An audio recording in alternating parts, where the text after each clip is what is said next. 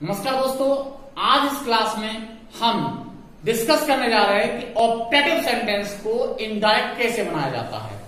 तो optative sentence को indirect बनाने के लिए बहुत ज्यादा जरूरी है हम पहले ऑप्टेटिव सेंटेंस को पहचान कर लें कि ऑप्टेटिव सेंटेंस को पहचानेंगे तभी तो इनडायरेक्ट बनाएंगे।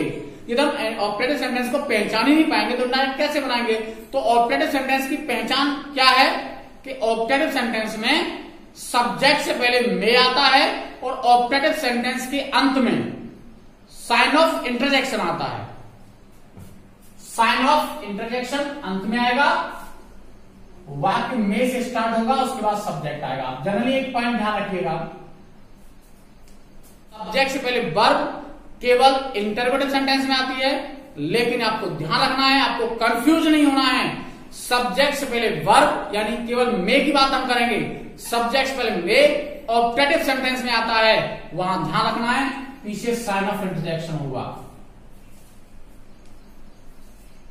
यह बहुत विशेष ध्यान रखने वाली बात है, क्योंकि सबसे ज्यादा गलतियां स्टूडेंट्स इसको पहचानने में करते हैं। इसके रूल्स ज्यादा डिफिकल्ट नहीं है, बस इसकी पहचान थोड़ा सा डिफिकल्ट है।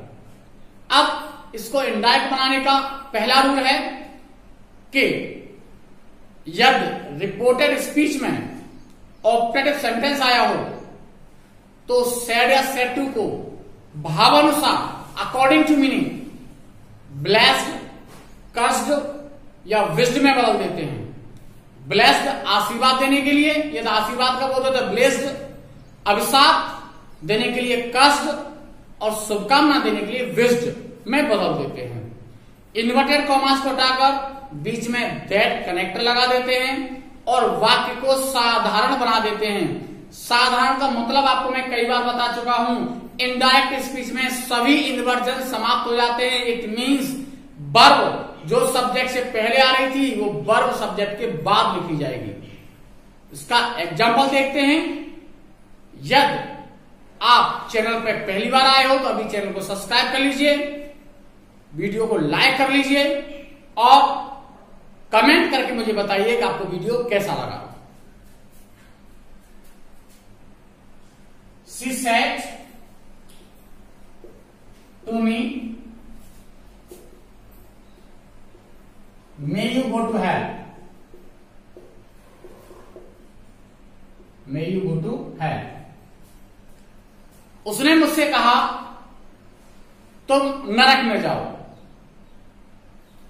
अभिशाप है, आशीर्वाद है या शुभकामना है। ये एग्जाम्पल को पढ़ के आपको पता लगाना है कि हमें आशीर्वाद दिया जा रहा है, हमें शुभकामना दी जा रही है अथवा हमें अभिशाप दिया जा रहा है।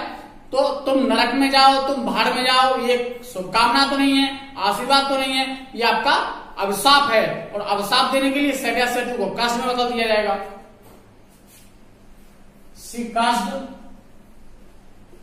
मी, कनेक्टर दैट आ जाएगा और वाक्य को साधारण बना देंगे, यानी कर्ता आगे आ जाएगा और साइकिल पीछे पहुंच जाएगी। यूज उन्हीं से चेंज करेंगे तो I make a might go to hell. दूसरा example, mother said may you live long.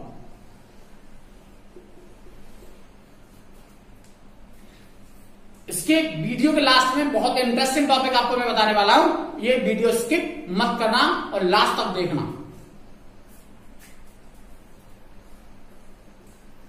Mother, अब देखिए मदर आने का मतलब है किससे कह रही है, अपनी बेटी से कह रही है, बेटी से कह रही है। ये कॉन्टेक्स्ट वाला रूल आपको मैं पहले पर्सन चेंज क्लास में करा चुका हूं। मदर ब्लेस्ड हर सन अथवा डॉटर, ऑप्शन आपको कोई मिल सकता है।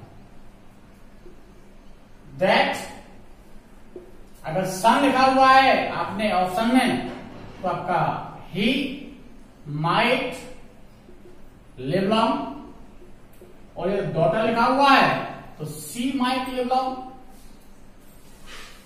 एक एग्जाम्पल और देखते हैं।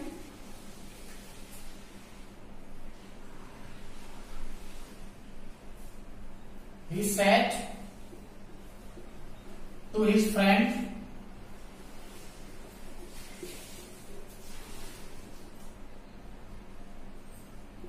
may you have a happy journey.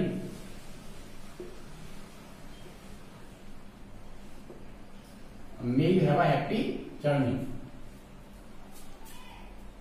उसने अपने मित्र से कहा आपकी यात्रा मंगलमय हो। क्या है? शुभकामना है। और शुभकामना देने के लिए हम said या said to विष्ट में बदलते हैं।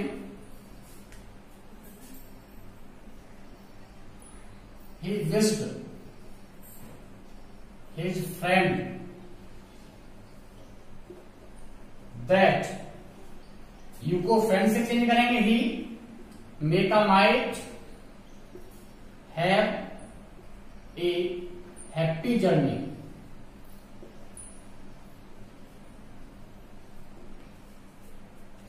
अगला इंपॉर्टेंट पॉइंट, यदि रिपोर्टेड स्पीच में ईश्वर से प्रार्थना की जाए, यदि रिपोर्टेड स्पीच में ईश्वर से प्रार्थना की जाए, वहां सैड या सेड टू को प्रेड में बदलते हैं। PRAYED, वहां सैड या सेड टू को प्रेड में बदलते हैं। कनेक्टर का काम दैट करता है और बाकी को असर्टिव बना देते हैं। बाकी रूल सेम फॉलो होंगे। Example,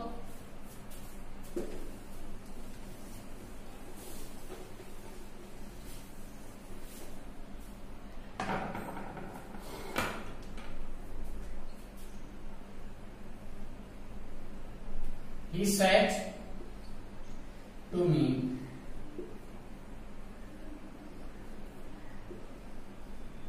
may God bless you। इसके लिए आपको ध्यान रखना है कि जहां ऑप्टेटिव सेंटेंस का सब्जेक्ट गॉड होगा, ऑप्टेटिव सेंटेंस का सब्जेक्ट गॉड होगा, वहां प्रेड का प्रयोग करते हैं। यानी मे गॉड ब्लेस यू, खुदा तुम्हें बरकत दे, ईश्वर तुम्हारा भला करे। तो यहां भला करने वाला कौन है? ईश्वर है। सब्जेक्ट जब गॉड है, हम गॉड से प्रार्थना ही तो करेंगे, तो वहां को ध्यान रखना है। He prayed to me. आपको एक पॉइंट और याद रखना है कि प्रेड के बाद ऑब्जेक्ट से पहले टू लिखना होता है। That God might bless you को चेंज करेंगे ऑब्जेक्ट से मी से तो मी। नेक्स्ट बहुत इंटरेस्टिंग टॉपिक है, यदि रिपोर्टेड स्पीच में सहायक या मे को छिपा दिया जाता है तो उसके साथ सेकंड पर्सन का सब्जेक्ट भी छिप जाता है, लेकिन फर्स्ट पर्सन और थर्ड पर्सन लिखे रहते हैं। लेकिन जब हम इसको इनडायरेक्ट बनाते हैं तो इनडायरेक्ट में छुपा हुआ सब्जेक्ट, छुपा हुआ सहायक सब लिखना आवश्यक होता है। इनडायरेक्ट स्पीच में छिपा हुआ कुछ भी है वो लिखना आवश्यक होता है। कैसे होता है वो आप एग्जाम्पल बताइए। जैसे आपको एक एग्जाम्पल मैंने ये मिटाया नहीं, आपको जानबूझ के समझाने के लिए। अक्सर आपने पढ़ा होगा, सुना होगा, she said to me go to hell, go to hell, God bless you, go to hell, God bless you, ये आपने पढ़ा है। ये हमें वाक्य अधूरा दे रखा है। पूरा क्या था? May you go to hell. लेकिन हमें कंफ्यूज करने के लिए या बोलचाल में केवल गो टू हेल दे दिया गया। इनडायरेक्ट बनाने में बच्चे कई बार कंफ्यूज हो जाते हैं। वो इसको इंपरेटिव सेंटेंस समझ के बना लेते हैं क्योंकि वर्ब की फर्स्ट फॉर्म से स्टार्ट हो रहा है। लेकिन आपको मैंने स्टार्टिंग बात करी थी कि ये साइन ऑफ इंटरजेक्शन इस बात की पहचान है कि ये ऑब्जेक्टिव सेंटेंस है। तो ये आपको बचाएगा, ध्यान रखना है आपको। इंपरेटिव नहीं है, कई बार कंफ्यूज हो गए लोग, इसे इंपरेटिव बना देते। इंपरेटिव नहीं है क्योंकि यहाँ साइन ऑफ इंटरजेक्शन लगा हुआ है, ऑब्जेक्टिव सेंटेंस है, ले यू छुपा हुआ है। यही बात मैंने आपको यहाँ जानबूझ के लिखा है ताकि आपको समझाया जा सके। तो इसका इनडायरेक्ट बनेगा यही, यानी जो छुपा हुआ है उसे पहले लिखना पड़ेगा तब उसका इनडायरेक्ट बनाया जाएगा। सी कस्ट मी दैट, मे यू छुपा हुआ है तो हमें मे यू लिख करके, यानी यू को चेंज किया मी से बाई, मे का might go to hell. Okay, next example, he said to her, God bless you, God bless you।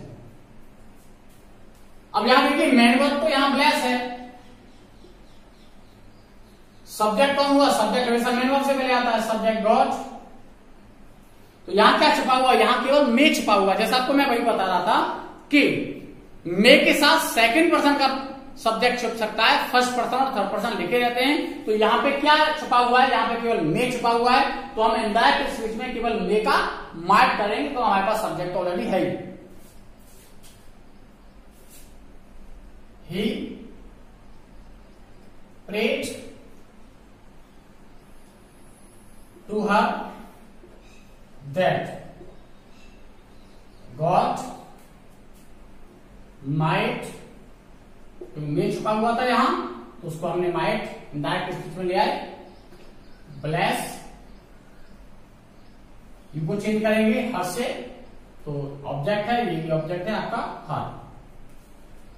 और इसी रूल का एक बहुत इंटरेस्टिंग एग्जाम्पल जो कॉम्पिटिटिव एग्जाम्स में, एकेडमिक एग्जाम्स में फ्रिक्वेंटली पूछा जाता है, वो एग्जाम्पल आपको मैं जरूर कराऊंगा, ताकि आपको परीक्षा में बहुत अच्छे से वो याद रहे कि वो फ्रिक्वेंटली आता रहता है। एग्जाम्पल है,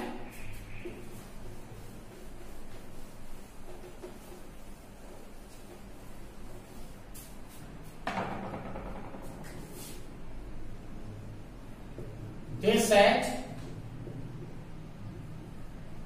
long live our prime minister,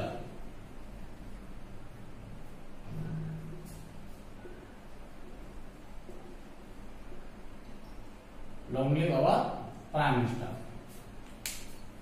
जैसा आपको मैं अभी बता रहा था कि कभी कभी मे को छुपा दिया जाता है, वो तो बात समझ आ गई, लेकिन इसके अलावा एक प्रॉब्लम और होती है कि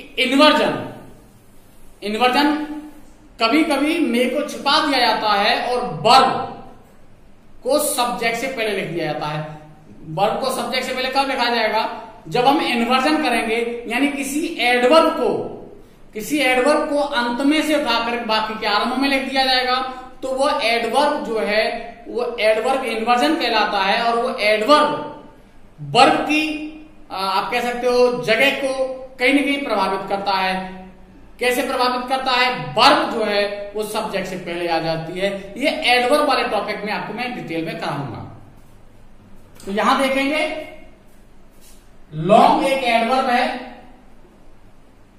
जिसको हम पीछे से आगे ले आए, और जब हम एडवर्ब को किसी को स्थानांतरण करके आगे लाते हैं तो सबसे ज्यादा प्रभावित करता है वर्ब को। इसलिए जो मेन वर्ब है वो आपकी सब्जेक्ट से पहले आ गई। वर्ब पहले क्यों आ गई, क्योंकि हमने एडवर्ब को आगे ले आए हैं। लेकिन जब हम इनडायरेक्ट बनाएंगे, आपको मैं बता चुका हूं, इनडायरेक्ट स्पीच में सभी इन्वर्जन समाप्त हो जाते हैं, बाकी को असर्टिव बना दिया जाता है। यानी जो बाकी का सही पैटर्न है, सब्जेक्ट सबसे पहले आएगा, उसके बाद वर्ब आएगी, उसके बाद अदर वर्ड्स आएंगे, तो उसी पैटर्न पे इसको लिखा जाएगा। यहां मे छुपा हुआ है तो हमें वो लिखना पड़ेगा, they wished that our prime minister, subject है वो आगे आ जाएगा इन्वर्जन समाप्त होने पर। अवर को चेंज करेंगे दे से देयर, प्राइम मिनिस्टर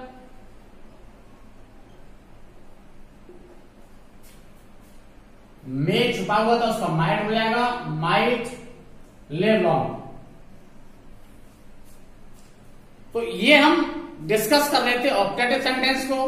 इसके बाद आपके लिए मैं एक क्लास स्पेशल लेकर के आऊंगा डायरेक्ट की, और उस स्पेशल क्लास में मैं आपको डिस्कस करूंगा वो इंपॉर्टेंट पॉइंट्स जो फ्रिक्वेंटली परीक्षा पूछे जाते हैं, ये नहीं हम अब तक हम जनरल रूल्स पढ़ा रहे थे, वो आपका स्पेशल क्लास में क्या पढ़ा जाएगा। स्पेशल क्लास के लिए आपको बता देता हूं कि थैंक यू आया हो, थैंक्स आया हो, कॉन्ग्रेचुलेशन आया हो, गुड बाय आया हो, good morning, good evening, happy Holi, happy Diwali, फाई आया हो, बाय गॉड आया हो, बाय ग्रेट गॉड आया हो, ओ गॉड आया हो, all these things which have important role in competitive exams, I will make a unique and different video for this topic. So next video में आपसे मुलाकात होती है. Till then, goodbye.